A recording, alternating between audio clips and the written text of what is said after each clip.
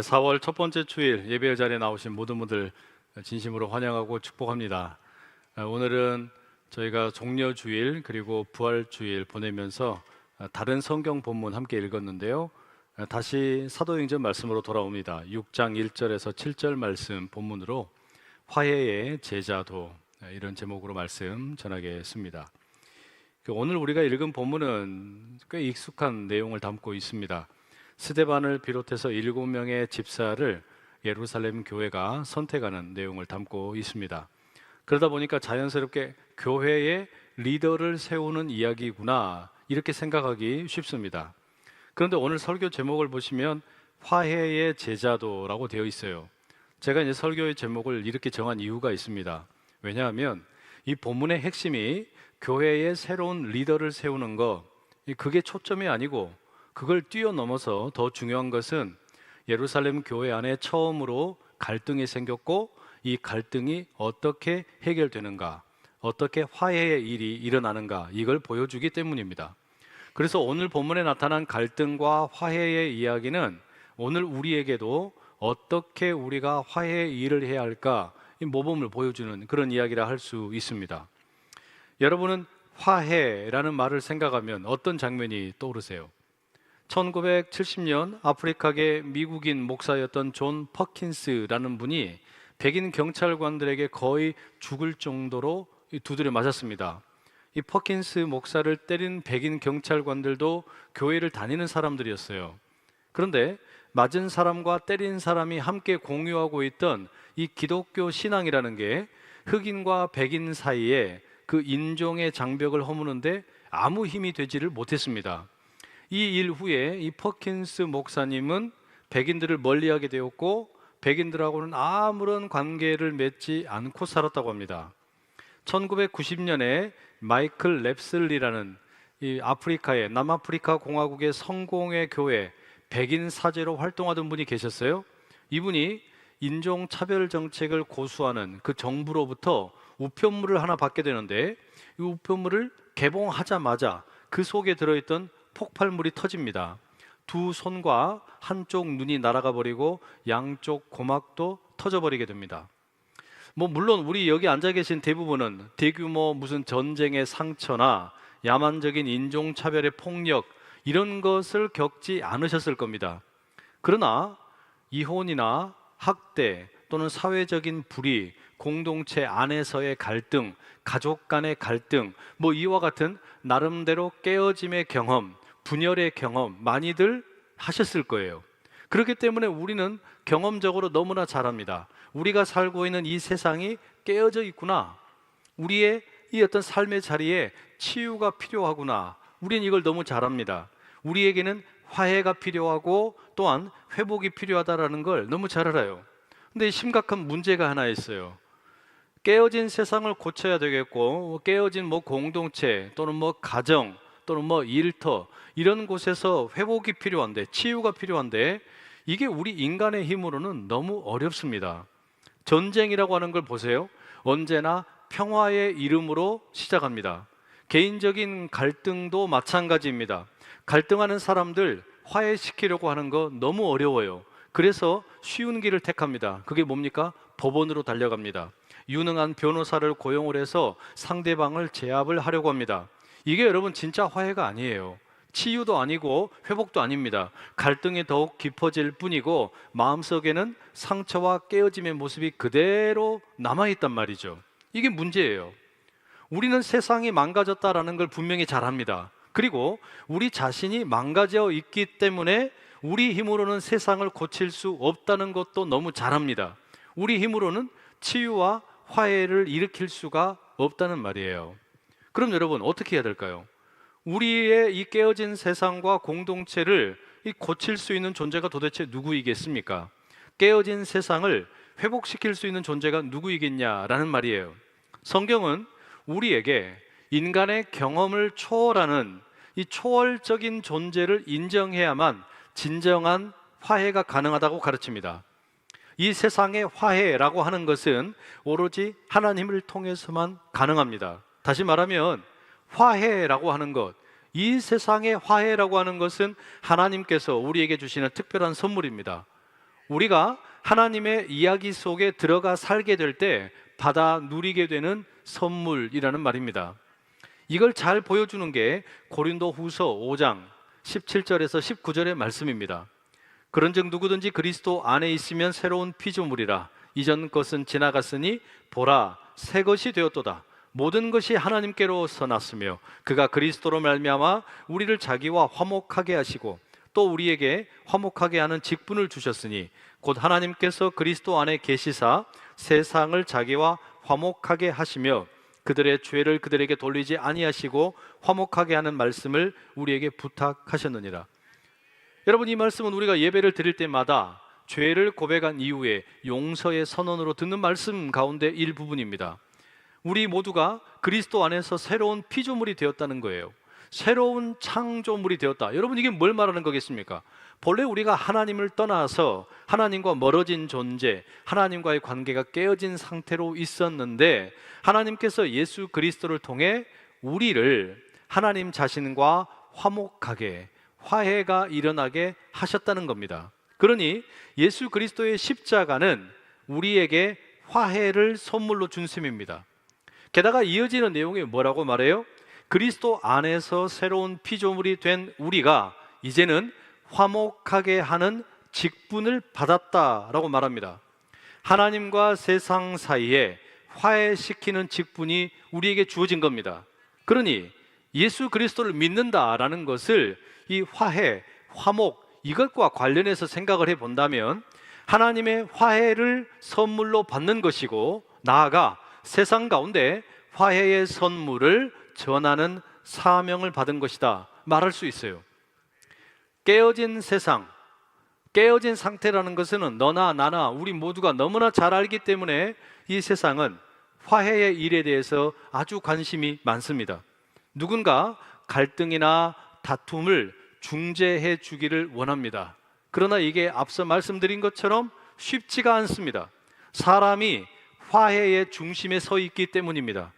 미국의 대통령이 이스라엘과 팔레스틴 사이를 중재하려고 하지만 이게 너무 어려워요. 담임 선생님이 교실에서 다툰 두 학생을 화해시키려고 하지만 쉽지가 않습니다. 담임 목사인 제가 교회에서 다툰 성도님들의 관계를 회복시키려고 하는데 이게 좀처럼 쉬운 일이 아닙니다. 그렇기 때문에 화해를 위해서 우리가 뭘 해야 되느냐? 가장 먼저 해야 되는 것은 갈등을 해결하는 중심에 하나님께서 계셔야만 해요. 그게 진정한 화해의 시작입니다. 이게 고린도후서 5장의 말씀의 핵심이기도 합니다. 화해의 중재자로 부름을 받은 우리에게 주어진 일은 뭐냐면 이 갈등하고 있는 자리에, 문제가 있는 자리에 예수 그리스도가 계시도록 하는 겁니다. 이와 같은 화해라고 하는 것은 이론도 아니고 기술도 아니고 전략도 아닙니다. 화해는 어찌 보면 일종의 여행입니다. 아주 긴 여행이라고 말할 수 있어요. 저는 남한과 북한의 관계도 그렇다라고 생각을 합니다. 아주 극단적인 대치 상황 가운데 있는 것 같지만 사실 이것은 하나님의 시선에서 보면 남한과 북한은 지금 화해를 위한, 회복을 위한 긴 여정 가운데 있는 것입니다. 이 여행은 하나님의 새로운 창조 이야기에 동참하며 나아가는 과정입니다. 그걸 알게 되면 우리는 더 이상 시간의 압박에 쫓길 필요가 없습니다. 언제까지 화해해야 된다, 언제까지 문제가 해결되어야 된다, 그 시간의 압박에서 자유롭게 되는 거예요. 나아가 효율적인 결과물이 주어져야 된다라는 그런 압박으로부터도 벗어날 수 있게 됩니다. 여러분, 이와 같은 화해에 대한 신학적인 비전을 가지고 오늘 본문의 이야기를 한번 가만히 들여다보세요. 예수님께서 부활 승천하신 후에 예루살렘에 모여있던 제자들이 오순절날 성령의 임재를 경험하게 됩니다. 성령께서는 제자들의 삶을 완전히 변화시키셨어요. 제자들의 변화 가운데 하나가 담대함이었습니다. 권력을 두려워하지 않고 하나님의 진리를 성전에서, 길가에서 담대하게 선포하게 됩니다. 이것이 초대교회의 복음 전파 사역을 왕성하게 만든 능력입니다. 또 하나, 성령께서 제자들에게 허락하신 능력이 있어요. 성령의 능력 가운데 또 하나가 뭐냐면 바로 환대의 능력입니다. 사도행전 2장 44절 이하에 이런 말씀이 있습니다. 믿는 사람이 다 함께 있어 모든 물건을 서로 통용하고 또 재산과 소유를 팔아 각 사람의 필요를 따라 나눠주며 날마다 마음을 같이하여 성전에 모이기를 힘쓰고 집에서 떡을 떼며 기쁨과 순전한 마음으로 음식을 먹고 하나님을 찬미하며 또 온 백성에게 칭송을 받으니 주께서 구원받는 사람을 날마다 더하게 하시니라. 너무 아름다운 일이죠. 이와 함께 4장 32절에는 믿는 무리가 한 마음과 한 뜻이 되어 모든 물건을 서로 통용하고 자기 재물을 조금이라도 자기 것이라 하는 이가 하나도 없다. 이와 같은 너무나 이상적인 공동체의 모습을 보여줍니다. 이처럼 한 마음과 한 뜻이 되어 소유를 함께 공유한다라는 거, 이게 여러분 성령께서 제자들에게 허락하신 환대의 능력입니다. 모자란 사람을 환대하는 거예요. 가난한 사람을 환대하는 거예요. 이와 같은 환대의 능력이 성령 충만함 가운데 주어졌다는 겁니다. 특히 눈여겨볼 것은 이 초대교회 예루살렘 교회가 이와 같은 담대함도 있었고 서로를 환대하는 것도 있었는데, 이와 같은 결과로 4장 34절에 보면 그 가운데 가난한 자가 없었다라고 기록하고 있습니다. 저는 이 말씀이 참 의미가 있다라는 생각이 들어요. 왜 그런가 하면 본래 하나님께서 만드신 이 세상은 창조의 질서 가운데 균형과 조화가 있었어요. 그리고 모든 사람이 다 함께 풍성하게 나누어 먹어도 부족함이 없는 그런 식량 자원도 넉넉했고 모든 것이 넉넉했습니다. 그런데 에덴 동산 이후에 이 세상에 죄악이 가득하게 되고 그러다 보니까 경제적인 정의가 깨어지게 되고 화평하지 못한 결과를 초래합니다. 힘센 사람이 모든 걸 독식하게 되고 가난한 자들은 그저 굶어 죽게 생긴 겁니다.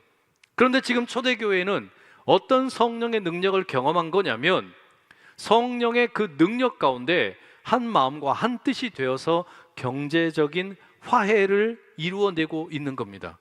이건 여러분 그야말로 성령께서 주신 능력이기 때문에 가능한 일이에요. 오순절 성령의 임재 가운데 이 제자들이 마치 바벨탑 사건 가운데 언어가 흩어졌던 그들이 하나의 어떤 그 메시지를 각기 다른 말로 하게 되고 언어가 통하게 된 것처럼 이제는 경제적인 정의가 깨어진 상태가 다시 회복되는 그런 놀라운 일을 경험하는 겁니다. 그런데 안타깝게도 오늘 본문이 시작하는 6장 1절의 내용을 보면 예루살렘 교회의 현실이 처음과 많이 달라졌다라는 걸 우리가 알 수 있어요. 1절의 말씀 한번 같이 읽어보실게요. 1절 시작. 그때에 제자가 더 많아졌는데 헬라파 유대인들이 자기의 과부들이 매일의 구제에 빠짐으로 히브리파 사람을 원망하니. 자, 여러분 이 구절 시작하는 표현이 뭐라고 되어 있습니까? 그때에 제자가 더 많아졌다. 수적으로 어마어마하게 부흥했다는 이야기예요. 베드로가 설교 한 번 하면 3,000명 회개하고 또 설교했더니 5,000명 회개하고 초대형 교회가 된 겁니다. 숫자가 어마어마하게 많이 커지는 부흥을 이루었어요. 참 좋은 일입니다. 그런데 여러분, 부흥을 한 것으로 인해서 좋은 일만 있는 게 아니라 갈등이 생기게 되었어요. 그 내용을 구체적으로 들여다보면 헬라파 유대인들과 히브리파 유대인들 사이에 갈등이 생겼습니다. 히브리파 사람들이라는 것은 히브리어 혹은 아람어를 사용하는 그 갈릴리 또 이 유대 지역에 살고 있는 사람들을 가리키는 겁니다. 그 유대인 그리스도인들이에요. 헬라파 유대인들은 헬라어를 사용하는 유대인 그리스도인들을 가리킵니다. 짐작하건대 이 헬라파 유대인들은 어떤 사람들이었을까? 본래 다른 나라에서 오랫동안 정착해서 살던 사람들인데 인생의 말기에 하나님과 가까이 살겠다고 예루살렘 성전 근처로 이주한 사람들일 겁니다. 근데 이들 가운데 남편이 먼저 세상을 떠나고 과부가 된 여인들이 있었던 겁니다. 이렇게 혼자 남은 여인들은 어디 다른 사람들로부터 도움을 받을 길이 없어요. 왜냐하면 예루살렘에 연고가 없기 때문에. 예루살렘에 누가 도울 사람이 없으니까 당연히 먹고 살기 힘들게 됩니다. 그런데 예루살렘 교회가 어땠습니까? 처음에 성령의 충만함 가운데 한 마음과 한 뜻이 되어서 유무상통하는 그런 아름다운 모습을 보여줬어요. 그래서 이런 그 과부들도 구제하는 일이 편안하게 잘 이루어졌겠죠. 근데 문제는 뭐냐면 숫자가 너무 많아지니까, 교회 성도 숫자가 너무 많아지다 보니까 구제해야 하는 사람들이 많아지게 되고, 그 과정에서 하필이면 헬라파 과부들이 제외되는 일이 생겨난 겁니다. 여러분, 세상에 제일 치사한 게 먹는 음식 가지고 차별하는 겁니다. 그렇죠? 교회에서 성찬식을 할 때 과거에는 엄마랑 아빠는 조그만한 빵도 먹고 맛있는 포도 주스도 마시는 것 같은데 얘들이 이걸 먹지를 못해요. 그래서 교회에서 예배를 드리고 성찬식 할 때 보면 얘들이 막 울기도 하고 떼를 쓰기도 하고 난리 법석이었습니다. 그래서 최근에 저희 교단에서 이제는 유아 세례를 받든 아동 세례를 받든 일반 세례를 받든 입교를 하지 않아도 성찬에 참여할 수 있도록, 어린 아이들도 성찬에 참여할 수 있도록 법을 개정을 했어요. 그래서 지난 주일날 우리가 부활절에 성찬 예식을 진행하는데 아이들 모습을 보니까 너무 행복해 보여요. 이제는 내가 음식으로 인해서 차별받지 않는구나, 내가 이제는 당당한 세례 교인으로 이 성찬을 누린다, 당당함이 보이는 거예요. 아무튼 여러분, 이런 지금 이 예루살렘 교회 안에 헬라파 과부들이 구제의 일로 인해서 먹는 음식으로 인해 가지고 마음이 상해버린 거예요. 그래서 히브리파 사람들을 원망하게 되었습니다. 그리고 헬라파 과부들만 그렇게 된 게 아니라 그 헬라파 출신 다른 사람들도 서운한 마음이 든 거예요. 이 갈등이 생긴 겁니다. 이거 말하자면 여러분, 우리가 무시당했다, 저 히브리파 사람들이 자기들이 숫자가 많다고, 자기들이 예루살렘에서 오랫동안 살아왔다고 나그네라고 우리들을 무시하는 거 아니냐, 이런 생각이 들면서 원망이 생기고 이 공동체 안에 샬롬이 깨져버린 거예요. 그래서 이 헬라파 과부들이 원망을 했다라는 말은 어찌 보면 여러분, 불평이면서 동시에 탄식이라고 말할 수도 있습니다. 탄식이라는 게 뭡니까? 뭔가 답답한 일을 겪어서 답답한 현실 때문에 소리를 지르는 거예요. 뭔가 부르짖는 겁니다. 그래서 구약 성경에 보면 수많은 사람들이, 시인들이 하나님을 향해 탄식을 합니다. 세상이 답답해서, 세상에 너무 아픔이 많으니까 깨어진 일을 보면서 가정의 아픔으로 탄식을 하고, 나라의 아픔으로 인해서 탄식을 하고, 자신의 영혼에 은해서 탄식하는 일들이 생겨났단 말이에요. 그래서 이와 같은 탄식은 일종의 기도이자 간구라고 말할 수 있어요. 이런 상황에서 12사도가 모든 제자들을 모읍니다. 예루살렘 교회가 마주한 이 갈등의 상황을 공동체 사람들과 함께 공유하려고 하는 거예요. 그런데 이 모임이 무슨 그냥 아이디어 회의를 하는 게 아닙니다. 사도들은 다른 성도들을 모아놓고 나서 이 갈등과 관련해서 어떻게 하는 거냐, 도대체 우리 공동체가 가지고 있는 비전이 뭐냐, 그리고 우리는 무엇을 하기 위해서 모여 있느냐, 이 내용을 재확인시켜 줍니다. 제가 이 본문을 읽으면서 참 그 감명 깊었던 건 뭐냐면 12사도들의 성숙한 대처입니다. 사실 여러분이 헬라파 과부들의 목소리라고 하는 것은 일반적인 사회 조직에서 보면 충분히 무시될 수 있는 아주 작은 목소리입니다. 왜 그런가 하면 사실 이 당시에 예루살렘 교회의 주축은 아무래도 히브리파 사람들이었을 겁니다. 그러니까 예루살렘에 살고 있는 사람들, 그들은 집도 있고 안정적인 직업도 있고 재산도 꽤 있는 사람들이에요. 그에 비하면 헬라파 사람들은 다른 나라에서 살다가 이주해 온 사람들이기 때문에 숫자가 적을 수밖에 없어요. 재산도 그렇게 많지 않습니다. 더욱이 헬라파 과부들은 남편이 죽어버렸기 때문에 경제적인 능력도 없고 뭐 영향력이 그렇게 많은 사람들이 아닙니다. 아마 그리고 대부분이 노인들이었을 겁니다. 이런 상황에서 사도들이 어떻게 이 갈등의 문제를 해결하느냐, 본문에 명확한 기록은 없지만 상상을 해보건대 사도들이 자신들의 어떤 인간적인 계획이나 전략이나 지혜, 이런 걸 가지고 하려고 했던 게 아닌 것 같아요. 오히려 이 문제를 놓고 하나님에게 기도합니다. 하나님에게 묻습니다. 그리고 어떻게 해야 될지 답을 구하는 겁니다. 어떻게 합니까? 사도들이 공동체 안에 너무 작은 목소리에 불과합니다. 소수일지도 몰라요. 그런데 이와 같은 헬라파 과부들의 목소리에 귀를 기울이는 겁니다. 사도들은 헬라파 과부들의 그 원망 또는 탄식 또는 기도 소리, 이걸 들었단 말이에요. 그리고 이 소리를 진지하게 경청을 한 겁니다. 여러분, 사도들이 왜 이 헬라파 과부들의 목소리를 진지하게 경청을 했겠습니까? 이건 여러분, 문제를 해결하기 위해서 기도하는 가운데 아마 이런 생각을 했을 거예요. 예수님이라면 어떻게 했을까? 예수님이라면 이럴 때 어떻게 하셨을까? 그리고 자신들이 3년 동안 동행했던 예수님의 행적을 더듬어 봅니다. 그러다가 아마 누가복음 4장 18절 19절에 기록되어 있는 예수님의 말씀이 생각났을 거예요. 예수님께서 공생의 사역을 시작하려고 하실 때 나사렛 회당에 들어가셔서 이사야 61장 1절의 말씀을 읽으십니다. 주의 성령이 내게 임하셨으니 이는 가난한 자에게 복음을 전하게 하시려고 내게 기름을 부으시고 나를 보내사 포로된 자에게 자유를, 눈먼 자에게 다시 보게 함을 전파하며 눌린 자를 자유롭게 하고 주의 은혜의 해를 전파하게 하려 하심이라. 예수님의 사역이 어떤 것인지 예수님 스스로 이사야의 말씀을 통해서 선포하신 겁니다. 성령이 임하셔서 예수님이 하신 일이 뭐냐? 이스라엘 가운데 연약한 사람들, 가난한 사람들, 포로된 사람들, 눌린 사람들, 이런 사람들에게 먼저 찾아가셔요. 이게 예수님 사역이었어요. 예수님은 힘이 강하고 또 능력 있는 사람들에게 먼저 가신 게 아닙니다.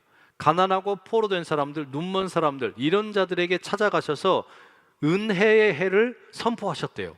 여러분, 가난한 사람들, 또 포로된 사람들, 눈먼 사람들, 눌린 사람들, 이들이 다 어떤 사람들입니까?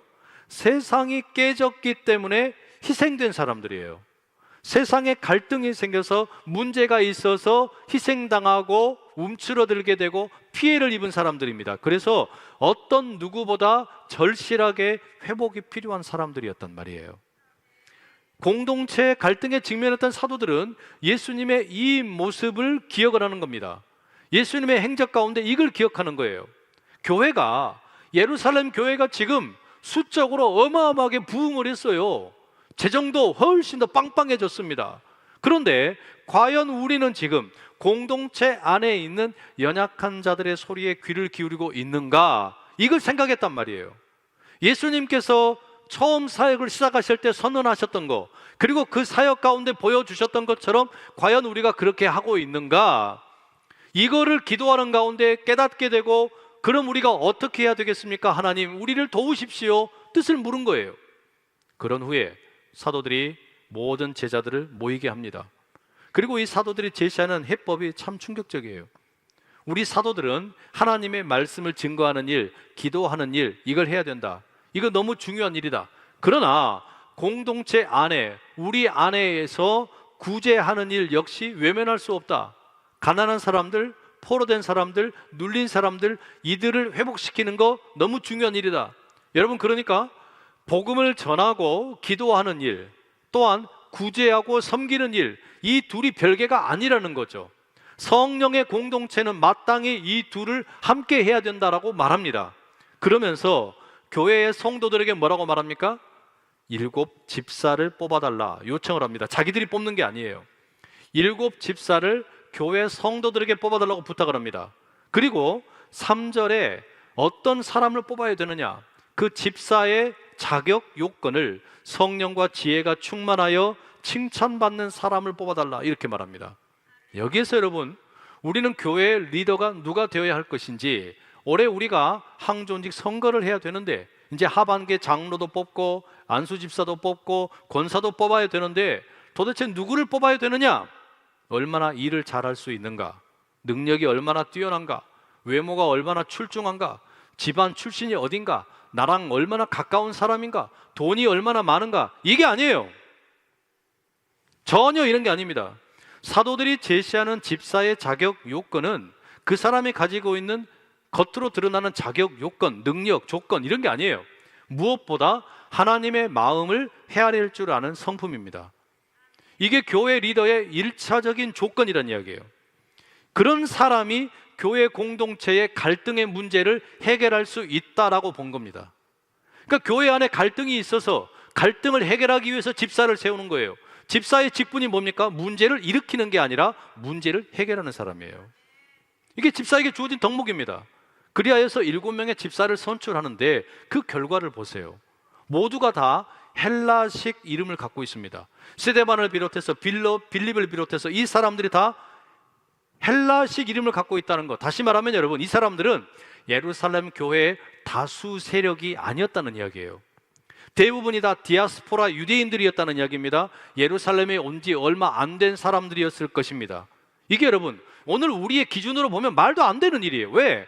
교회에서 여러분, 우리가 누군가 사람을 세우려고 그러면 이 교회 얼마나 있었냐? 저 사람이 우리 교회 등록한 지 얼마나 됐냐? 우리하고 얼마나 아는 사이냐? 이게 여러분 우리에게 너무나 중요한 기준이잖아요. 그런데 지금 이 예루살렘 교회는 그런 걸 다 떠나서 도대체 헬라파 과부들을 섬세하게 돌볼 수 있는 사람이 누굴까? 이걸 생각하니까 그러면 헬라파 출신들이 좋겠다. 그래서 여러분 7 집사를 그렇게 뽑았다는 거 아닙니까? 연약한 자들을 잘 돌볼 수 있는 사람, 하나님의 마음을 헤아릴 수 있는 그런 성령에 충만한 사람, 그런 차원에서 교회의 리더를 세운 겁니다. 이리하여서 교회의 7 집사가 세워지게 되고 그들을 안수하게 되죠. 그 결과가 7절에 이렇게 되어 있어요. 한번 같이 읽어보실게요. 시작. 하나님의 말씀이 점점 왕성하여 예루살렘에 있는 제자의 수가 더 심히 많아지고 허다한 제사장의 무리도 이 도에 복종하니라. 놀라운 결과예요. 교회가 여러분 숫자가 많아져서 갈등이 생겼어요. 사람들이 많아져가지고 돈이 많아져가지고 갈등이 생겼는데 이 갈등을 사도들이 지혜롭게 잘 해결하고 났더니 하나님께서 이 화해의 일을 일으켜 주십시오 하고 기도했더니, 그리고 문제가 해결이 되고 나니까 어떻게 됐어요? 오히려 더 큰 부흥이 찾아왔다라는 겁니다. 결국에 여러분, 교회가 건강하게 성장한다라는 건 다른 거 없어요. 우리끼리 안 싸우면 돼. 우리끼리 갈등이 없으면 되는 거예요. 우리끼리 서로 사랑하면서 행복하게 지내는 모습만 봐도 이 교회는 알아서 성장하게 될 줄로 믿습니다. 교회가 이처럼 여러분 소외되어 있던 헬라파의 과부들의 목소리를 들어주고 그들을 포함해서 어려운 성도들을 섬기기 위해 7 집사를 뽑는데, 학연이나 또는 무슨 지연이나 이런 걸 다 떠나가지고 오로지 하나님의 마음을 제대로 헤아릴 수 있는 성령이 충만한 사람을 뽑겠다, 이렇게 딱 작정을 하고 나니까 교회가 성도들이 알아서 늘어나는 거예요. 더 놀라운 게 뭔지 아세요 여러분? 7장의 하반절에 보면 제사장들 가운데에서도 이 도에 복종하는 사람들이 생겼대요. 제사장들이 누굽니까? 예수님을 십자가에 못 박아 죽인 그 주역들 중에 한 사람들 아니에요? 그런데 이 사람들이 교회를 보니까, 예루살렘 교회 성도들의 그 모습을 보니까 기가 막힌 거예요. 야, 어떻게 저들은 저렇게 살아가지? 연약한 자들의 목소리를 저렇게 들어주고 성령의 충만한 공동체의 모습이 너무나 아름답다. 그래서 여러분, 나도 저런 교회라면 유대교회에서 전향해야 되겠다, 그 도를 따르겠다, 그 믿음을 따르겠다라고 결단했다는 거예요. 기가 막힐 일이죠 여러분. 진정한 화해라는 것은 이런 겁니다. 갈등의 현장을 직시하고 그리고서는 한 발짝 뒤로 물러서서 하나님의 음성에 귀를 기울이고 뜻을 구합니다. 그리고 이 자리에서 지금 울고 있는 자가 누군가, 탄식하고 있는 자가 누구인가, 그 탄식하는 사람들의 마음을 헤아리고 탄식하는 사람들과 함께 머무르며 위로를 전합니다. 그리고 여러분 다시금 희망을 품습니다. 하나님께서 행하실 화해의 역사, 하나님께서 이 갈등을, 하나님께서 이 아픔을, 이 모든 찢어진 상황을 회복시키실 것이다, 이 화해의 비전을 공유하고 소망을 품는 겁니다. 그리고 마지막으로 뭐하냐? 견뎌내는 거예요. 견뎌낸다.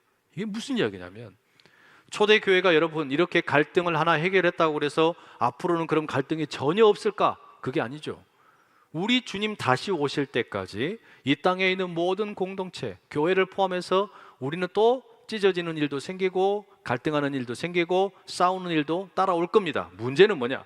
그럼에도 불구하고 우리는 그때마다 다시 한 걸음 뒤로 물러서서 하나님께서 이 문제 가운데 들어오시기를, 우리가 하나님의 이야기에 귀를 기울일 수 있기를, 그리고 울고 있는 자가 누구인지 우리가 그들의 목소리를 들어주기를, 다시금 소망을 품기를, 하나님의 화해를 사모하기를, 그 가운데 견뎌내며 주님이 다시 오시기까지 하나님의 나라를 꿈꾸며 나아가는 겁니다. 이와 같은 아름다운 화해의 제자도를 힘있게 따라가는 우리 모두 다 될 수 있기를 간절히 축복합니다.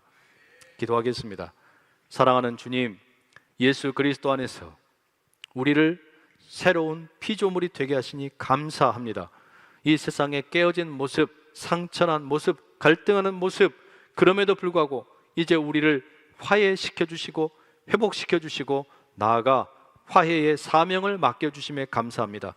깨지고 부서진 세상 가운데 하나님의 화해를 선포하고 예수 그리스도께서 화해의 주관자가 되실 것을 믿고 온전한 화해를 구하며 나가는 우리가 되게 하옵소서. 예수 그리스도의 이름으로 기도드립니다. 아멘.